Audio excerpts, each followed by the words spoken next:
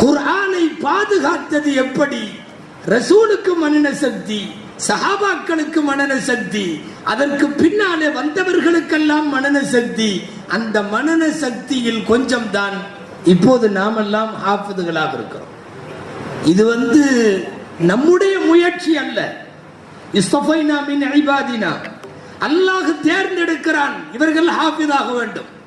சில பேர் நினைக்கலாம் நம்ம 3 வருஷம் போனோம்னா ஹாஃபிஸ் ஆயிரலாம், 3 வருஷம் போனா பிகாம் ஆயிரலாம், 3 வருஷம் போனா பிஏ ஆயிரலாம், எந்த டிகிரி வேணாலும் ஆயிரலாம்.